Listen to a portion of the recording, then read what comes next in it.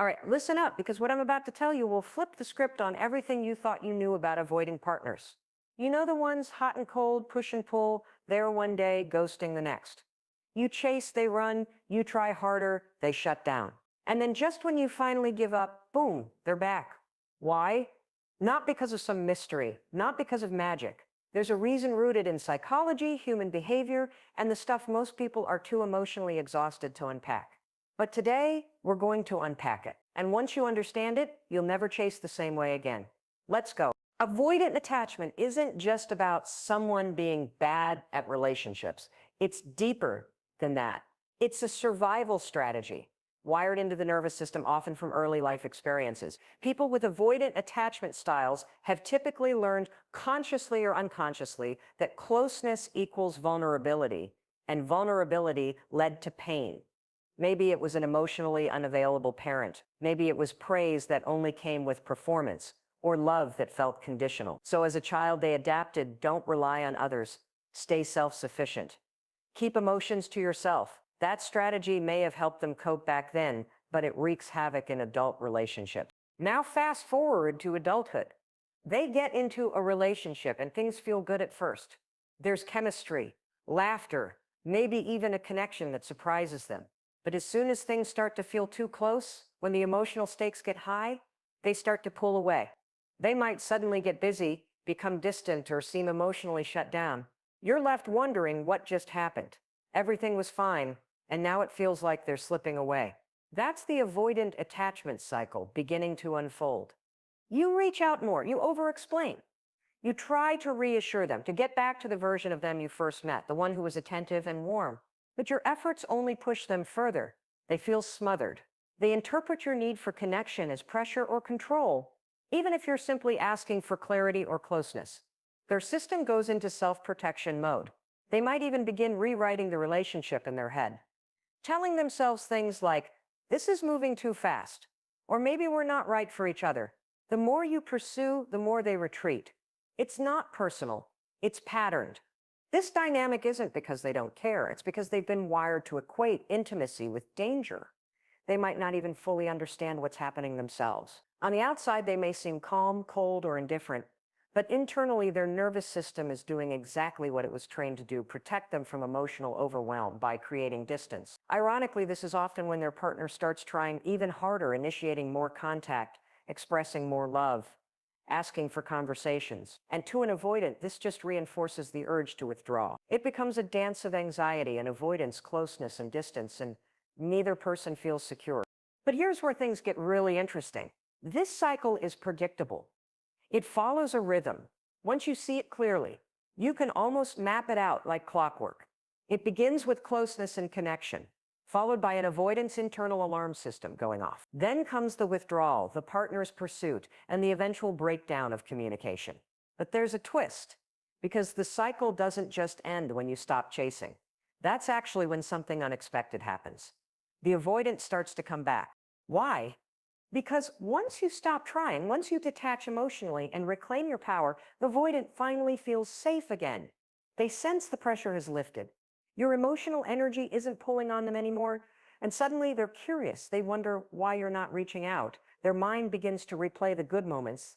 Their fear of intimacy gets quiet enough for them to feel the loss. In other words, the same nervous system that pushed them away when you pursued now pulls them back when you let go. It's paradoxical but real. The avoidant attachment cycle is not about love or the lack of it. It's about regulation. It's about someone's learned instinct to cope with connection by creating distance. And when you understand that, truly understand it, you stop taking their behavior personally.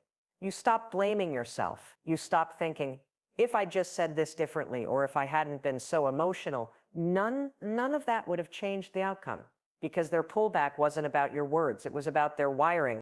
But here's the powerful part. Once you recognize the cycle, you're no longer trapped in it. You can step out of the pattern. You can choose not to play the game. You can say, I deserve a relationship where connection doesn't feel like a threat. You can stop overfunctioning. You can stop rescuing, chasing, and waiting. That's not giving up, it's leveling up. And paradoxically, that's when the avoidant often starts to return. Because in your absence, they're finally confronted not with your pursuit, but with their own emotion. And that's when the real growth, if they're ready for it, can begin. For someone with an avoidant attachment style, closeness doesn't feel comforting, it feels risky. While most people crave intimacy and connection as a source of safety and belonging, avoidants often experience the exact opposite. Emotional closeness can trigger a sense of suffocation, vulnerability, and even panic. This isn't because they don't want love or connection deep down. It's because on a nervous system level, they have learned that emotional intimacy is unpredictable, unstable, or even dangerous. So distance becomes their comfort zone. It's where they feel the most in control, the most secure, and the least emotionally overwhelmed. This isn't always obvious at first. Many avoidantly attached people can seem charming, open, and even deeply affectionate at the beginning of a relationship. That's because initial connection feels low stakes. It's exciting, exploratory, and surface level enough that they can stay emotionally regulated. But as soon as the relationship begins to deepen, when real emotional investment starts to build, that's when the internal alarms go off. That's when they start needing space, pulling away, becoming distracted or emotionally numb. And often even they don't fully understand why. What's really happening is that their nervous system is trying to protect them. Emotional closeness triggers old, unresolved memories of feeling trapped, unseen, or emotionally neglected, so they instinctively retreat. It's not always a conscious decision. They may rationalize it by saying, I just need space, I don't want to lose my independence, or something feels off. But beneath those words is a deeper fear, the fear of being consumed by someone else's emotions, the fear of losing themselves in the relationship, or the fear of being seen and then rejected. Distance then becomes their safe haven. It gives them space to breathe, to reset, to feel like themselves again.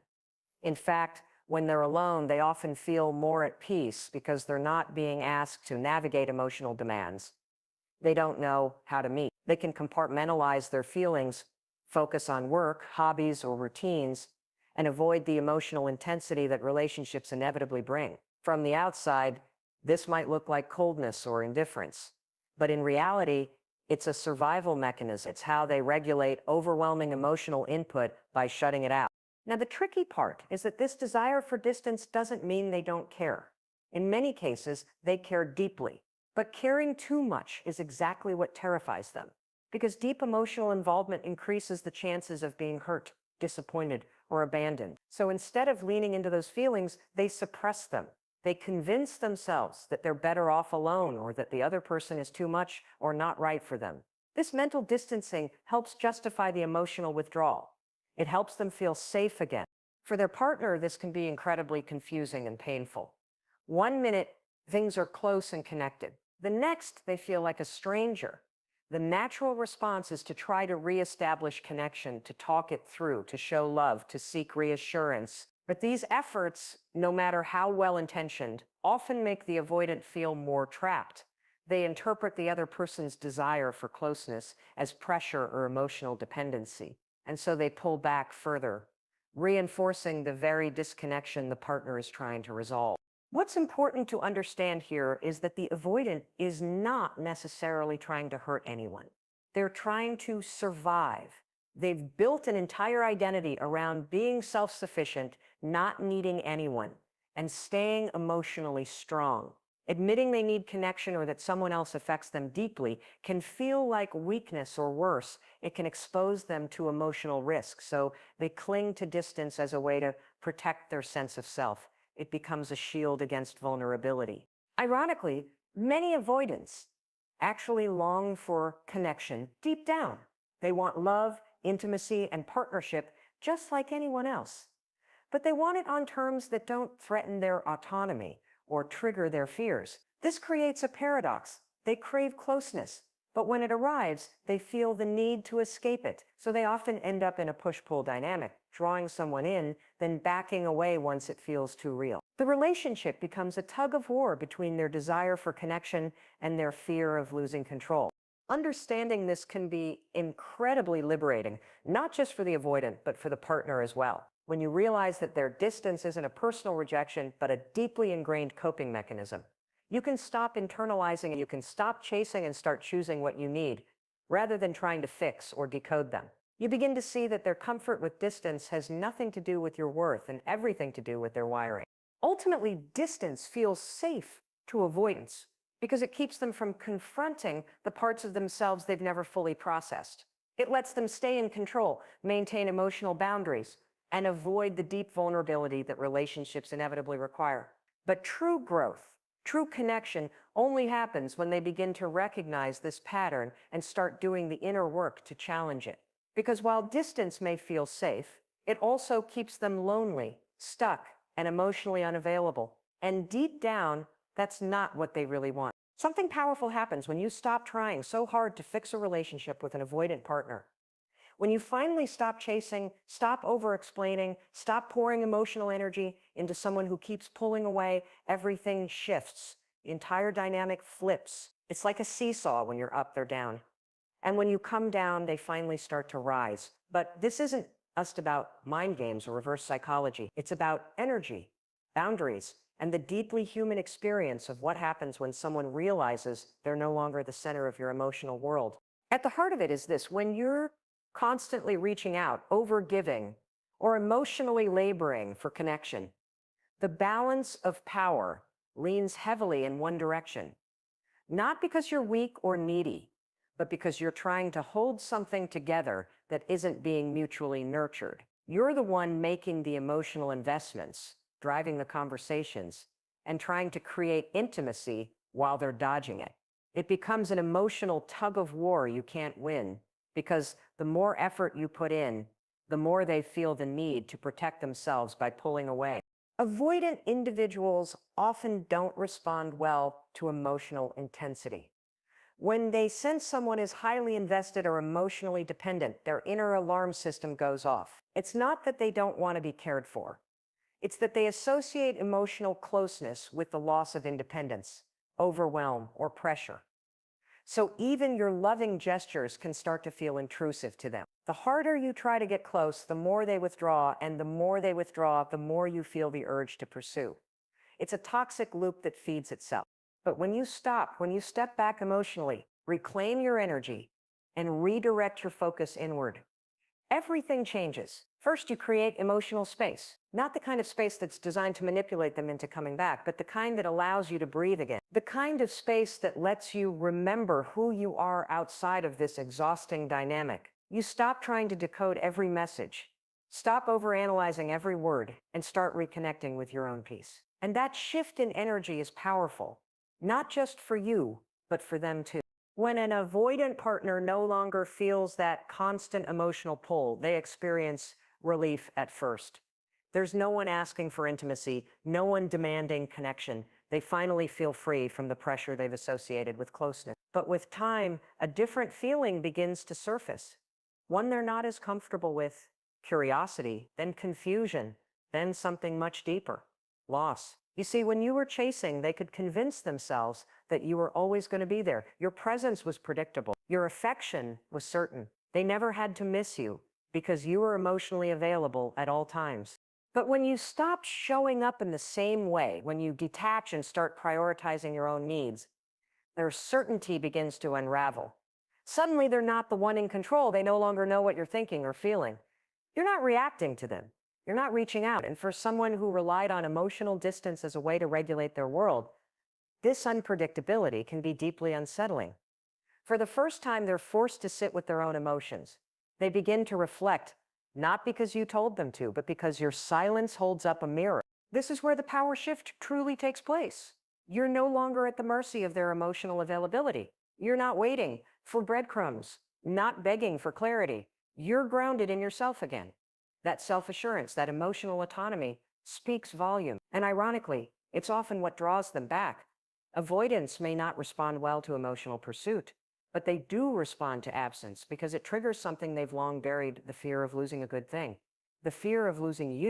But here's the key. This shift only works when it's genuine. If you're stepping back just to get a reaction, they'll feel the manipulation and it'll reinforce their need for distance. But when you truly let go, when you stop tying your worth to their affection and instead start showing up fully for yourself, everything changes. That's when they might reach out. That's when they might start showing interest again. But by then, you'll be in a very different place, stronger, clearer, and more discerning. Because this power shift isn't about making someone chase you. It's about ending the chase entirely. It's about understanding that you don't have to lose yourself to be loved. You don't have to overfunction, overexplain, or overextend just to keep someone close. Real connection doesn't require emotional acrobatics. It requires mutual effort, presence, and respect. And if someone can only value you once you walk away, they were never valuing you in the first place. They were valuing the control they had when you stayed. So when you let go, you're not giving up. You're taking your power back. You're choosing peace over confusion, clarity over chaos, and self-respect over validation. And in that choice, you stop being the one who's waiting and start being the one who's free. That's the real shift. And once it happens, you'll never chase the same way again. One of the most misunderstood aspects of avoidant behavior in relationships is something called emotional object permanence, or rather the lack of it. Most people are familiar with object permanence in infants, the understanding that when a toy or person disappears from sight, it still exists. Babies don't have this awareness at first, which is why peekaboo is so magical to them. But for people with avoidant attachment styles, a similar issue exists. When someone is not right in front of them, actively expressing love, connection, or presence, the avoidant person can struggle to feel that connection continues to exist. It's like out of sight, out of heart. This doesn't mean avoidants are incapable of love. In fact, many deeply desire connection, but their emotional wiring creates a disconnect. They often have trouble holding on to the emotional presence of someone else when that person is not actively showing up in the moment. So if you're not texting, calling, or reaching out, you can begin to feel distant or even non-existent in their inner world. It's not necessarily a conscious decision. It's a default setting. Without immediate emotional stimuli, the avoidant may not maintain the sense of closeness others naturally do. Relationships for them often feel very in the now, and when that now is absent, the emotional bond starts to fade in their awareness. This can make relationships with them feel very destabilizing. You might feel like you've built something meaningful, had a deep conversation, or shared a vulnerable moment, only to have them seem disconnected or aloof the next day. You feel confused. You wonder if they even cared. But what's really happening is a kind of emotional amnesia. If they're not presently immersed in the feeling of connection, they struggle to recall its emotional weight. It's not that it wasn't real. It's that their emotional memory doesn't hold on to it the same way yours might. This is also why so many avoidants can walk away from a relationship without appearing devastated. When connection is no longer active in their environment, it can feel like it simply vanishes. They may not be overwhelmed with loss at first because the emotional tether isn't constantly alive for them. But this isn't the full story, because later, when the silence stretches out and they're no longer receiving even subtle signals of your presence, something unexpected can happen. That emptiness starts to register. They begin to feel the absence, and with it, the memory of what they had starts coming back to the surface. That's often the moment they circle back. You see, many avoidants don't actually process emotional loss in real time.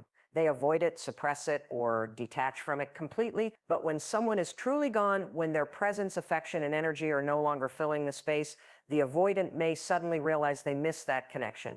It's not necessarily because you've done anything differently on the outside. It's because your absence becomes felt in a way they're not used to.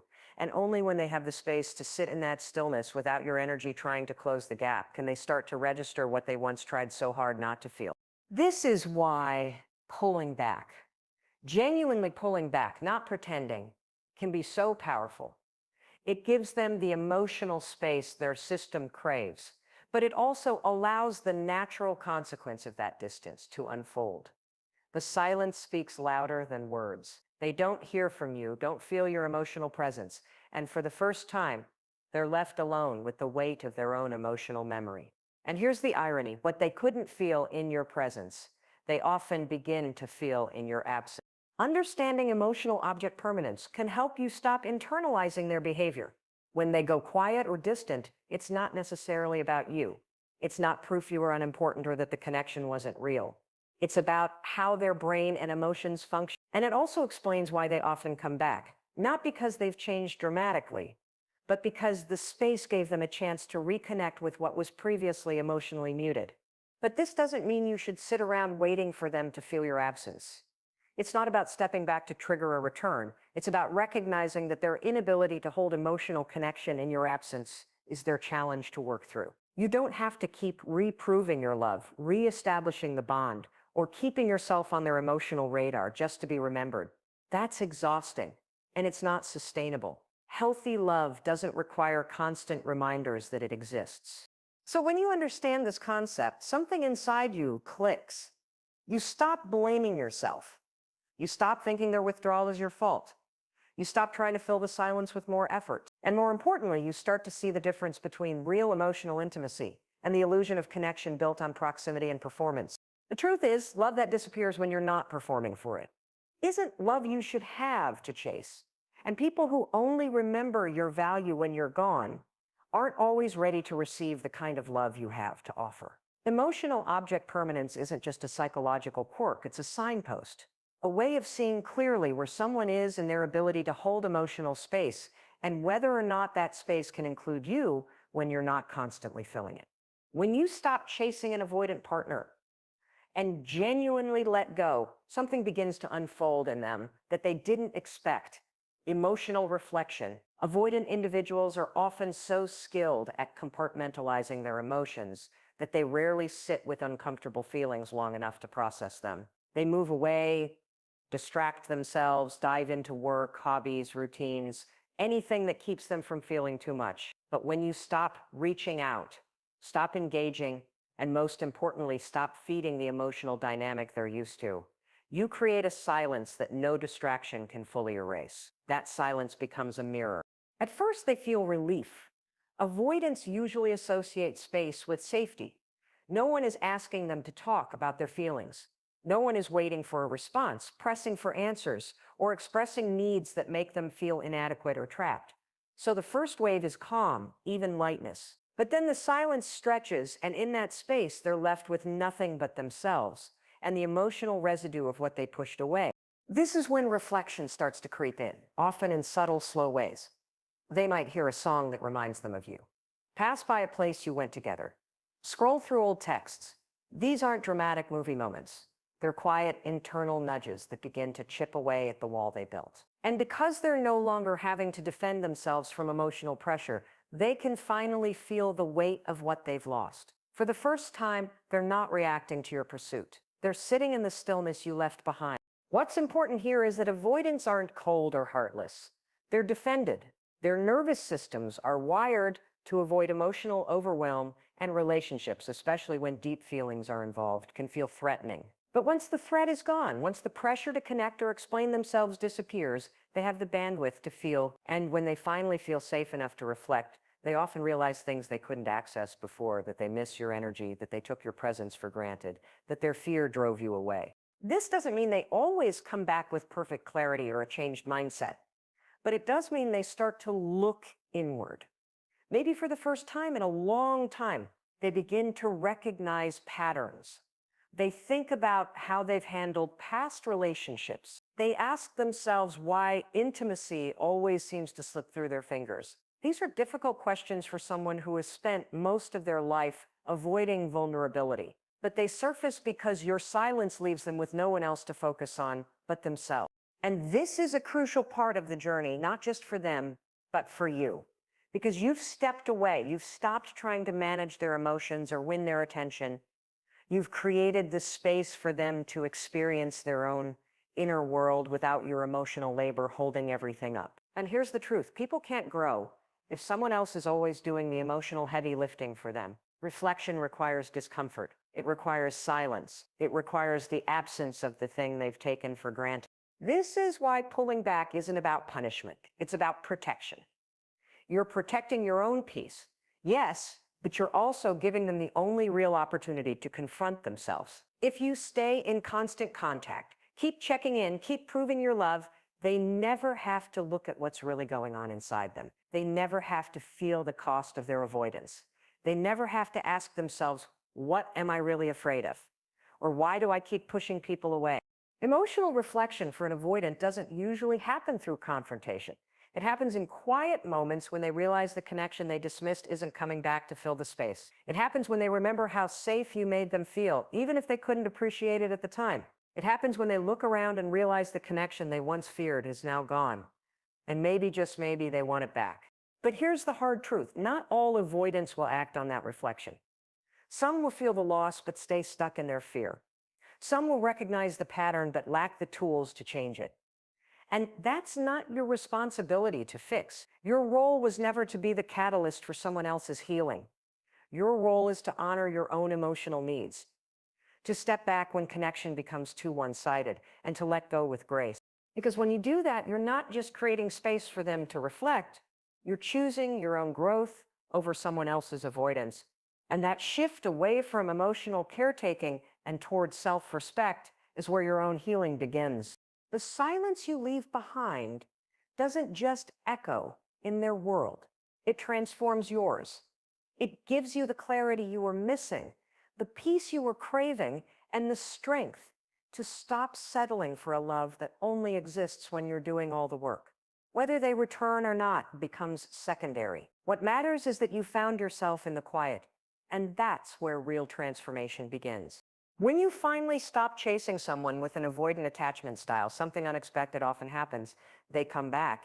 And when they do, it's not because you manipulated the situation or played some clever game. It's because your absence did something that your presence never could. It allowed them to feel the impact of losing you without resistance. It created a void where your energy used to be, and that void spoke louder than all your efforts ever did. This is the moment they return, and it's the moment you're faced with a decision that can only come from a place of deep self-awareness. Do you let them back in or not? What you need to know is that this moment, the return, isn't the fairy tale ending people often fantasize about. It's not the guaranteed signal that they've changed or that the relationship will magically work now. What it is, though, is a test, a reflection, a mirror. Because in the time you've stepped back and done the work to reclaim your peace, you've changed, you've grown. You've had to face your own patterns, why you stayed so long, why you overfunctioned, why you kept trying to earn love from someone who couldn't fully receive it. That internal shift matters more than anything they might say when they come back. Avoidant individuals often return when the pressure is off and they no longer feel overwhelmed by someone else's emotional needs. But this return doesn't mean they've resolved their fear of intimacy. It often just means they feel safe again. Safe to re-engage without the demands they associate with closeness. You need to understand that unless they've done real work to confront their avoidance and heal their attachment wounds, they're likely stepping back into the same old dynamic. And if you haven't done your own work, you might fall back into it too. That's why the real power lies not in their return, but in your response to it. By the time they circle back, you've had space to gain clarity. You've had time to reflect, to grieve, to reconnect with yourself. You've realized how exhausting it was to constantly fight for scraps of affection, to carry the emotional weight of the relationship alone. You've seen how much more peaceful life can be when you're not constantly walking on eggshells, overthinking every word, and trying to decode mixed signals.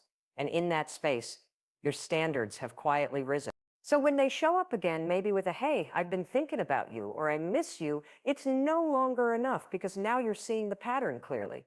You understand that missing you is not the same as being ready for you. You understand that a reappearance is not a transformation, that nostalgia is not commitment. And most importantly, you understand that the part of you that used to cling to their return has been replaced by a version of you that values peace over potential. This moment demands honesty, deep, brutal honesty with yourself. Do you still want them, or do you just want to feel wanted? Do you trust their return, or are you hoping they've changed without real evidence? Are you emotionally prepared to risk getting pulled back into the same dynamic, or are you ready to let this chapter close, even if part of you still wonders what could have been? Letting someone back in just because they came back is not growth. Growth is knowing that just because someone returns doesn't mean they deserve a front row seat in your life again. They might still be avoidant. They might still be emotionally limited. They might still fear closeness and pull away the moment things feel vulnerable again. If nothing has changed, if no work has been done, then nothing changes.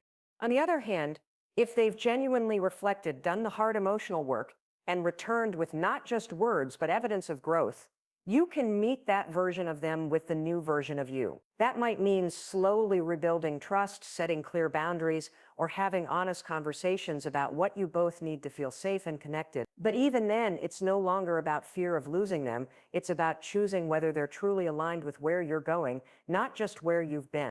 This is the deeper truth. Their return is not your reward. Your healing is.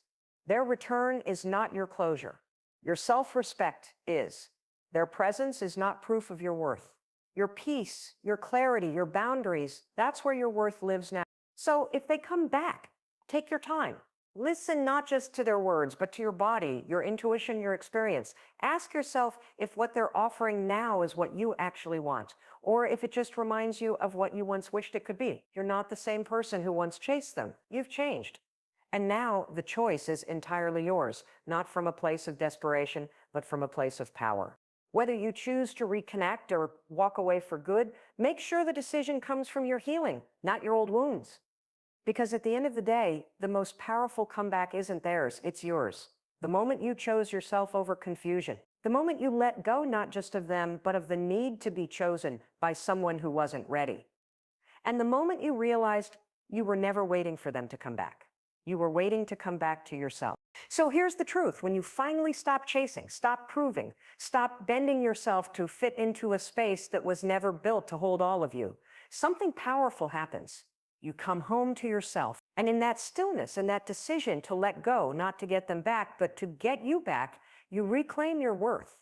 Avoidance might come back when you give up, but the real story isn't about their return. It's about your return to clarity, to peace, to self-respect. The person who once begged for breadcrumbs is now the one setting the table for something real. You no longer fear the silence because you understand what it gave you, freedom, perspective, and the strength to never settle for halfway love again. So whether they come back or not, the most important thing is this: you're no longer waiting, you're choosing. And that choice changes everything.